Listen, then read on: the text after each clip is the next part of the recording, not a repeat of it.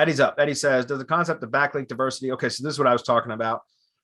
Does the concept of backlink diversity matter for link building through the SEO shield or just spam away? Long story short, I'm concerned hitting the SEO shield with the same MGYB heavy hitter backlink packages over and over will fatigue or won't drive the power I need. How often can I hit the shield with those links? Well, the good thing is Dedia, who manages all that, he constantly is updating and building new, scraping new link building lists. So creating new lists, as well as he has aged and themed accounts that he's been building for years. I'm sure he's probably got well over 1 million or 2 million sites now. I'm not kidding, because he's been doing this for, 10 years. And he's been building networks and link building networks for years. So I wouldn't worry about that, Eddie, because again, Dedia knows what he's doing, and he's got there's diversity built into his packages anyways, just because of the nature of the types of links that they are. The sites that he posts to build links get switched around all the time, right? And they update all the time because some get killed and deleted and new ones get found.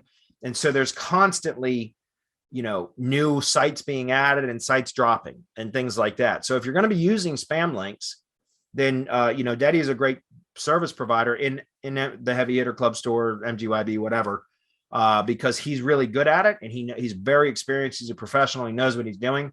And so you can keep using his packages over and over again, and you're going to get natural diversity built in anyway, just because of the nature of those types of links. Okay. I've been using Pbn Links more recently, very specifically because, number one, they produce a faster effect than link spam does, right? Like bulk links do, because they get it. Usually Pbn links get indexed a lot quicker, so they provide the benefit a lot faster. And also I can manipulate my anchor text ratios a lot more strategically, right? When I'm using lower quantity but higher quality links. Now, I'm not saying one way is better than the other. It's just kind of a preference thing. And I just recently started sending orders to Dedia again for spam links, but very specifically for certain assets. And again, I talk about that kind of stuff in the mastermind, guys. I can't really reveal all of that here, but I do like to use, diversity I don't think diversity is quite as important as it on the tier 2 level as it is on the tier 1 level. But the beautiful thing about that is, again, I talk about this in the mastermind. I've gone very, very far in depth into tier 1 link building, and every single one of these modules I've covered in depth in the mastermind, guys. But in tier 1 link building, I mentioned this, but you don't usually need a lot of links, guys. It's more about getting your anchor text ratios comparable to what the top ranked competitors. So anybody on page 1 that is ranking in the organic section that you're competing with. If you go do an analysis, and I even put at the very top of this here, local link building workbook, make a copy. So if you click that, you make a copy into your own account. Then what I recommend is you make it a copy into your account, and then make a copy of the copy so that you always have a template that you can make copies from. Does that make sense? But I even show in here specifically, and I'm not going to go into depth into this, but to just go, and here's just an example that I put in here on this tab down here so that you guys can see what I'm talking about. But for Tree Service Baltimore, that's a major city. That's a major metropolitan area. So and the reason I used that was to just show you guys that, like, the average number of backlinks to the top ranked organic competitors, not including directory sites. Directory sites are not included in this because that's comparing apples and oranges. All I'm trying to compete with when I'm trying to rank a local business website are other local business websites. Okay.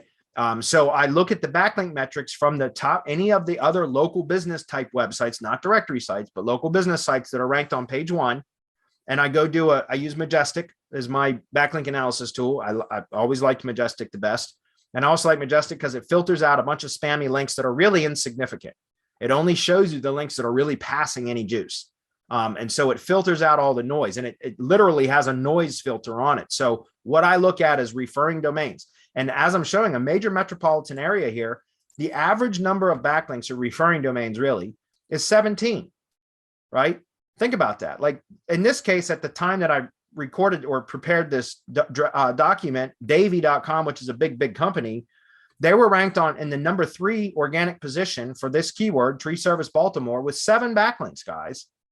So my point is, it's not necessarily the number of links or the diversity. It's just getting your anchor text ratios close to what the top ranked competitors are. It doesn't have to be exact, just get it in range, right? And so once you get your anchor text ratio right, or close to what the top ranked competitors are, the average of the top ranked competitors is kind of like a median, a range. Once you get it into that, then you just power up those tier 1 links, right? Yes. So that's all about tier 2 link building and creating a massive power, pushing massive power into your number of links. So the reason I show you this is because if we take a look at this, like I said, the average number of backlinks for the top ranked competitors on page 1 for a keyword in a major metropolitan area is 17. Well, doesn't that make our job a lot easier if we know? And again, the quantity of links isn't really what matters here. It's the anchor text ratios, right? So if I can do 12 links and get my anchor text ratios somewhere in this neighborhood that we're showing right here, then all I need to do is really power up those 12 links, and I can continuously power those up. And then I don't need to worry about any more tier 1 links to the money site, right? So I don't have to worry about getting spammy. I don't have to worry about over optimizing backlink profile to my money site. Does that make sense? So it's very, very powerful. All right. So as far as that, like I said, I wouldn't worry about using, if you're going to be using like, one of the things, if you go to like Fiverr, for example, and you buy like GSA links and stuff that people are using specific templates, those templates might get used over and over and over again. So that they have a diminishing return for sure. But, again, Daddy is a professional. If you're going to be buying them from MGYB or the Heavy Hitter store, you won't have to worry about that because he knows what he's doing. Okay. Which is why he's been with us for so long, or was with me for so long. Now he's with them, but he still does stuff for me. So how often should I, or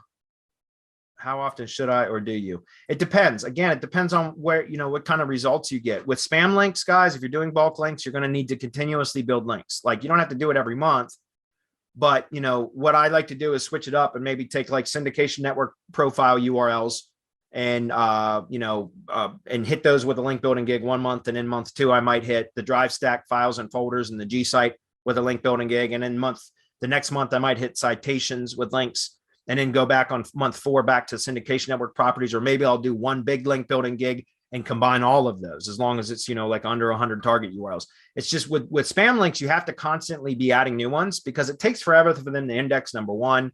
Not all of them will get crawled to begin with.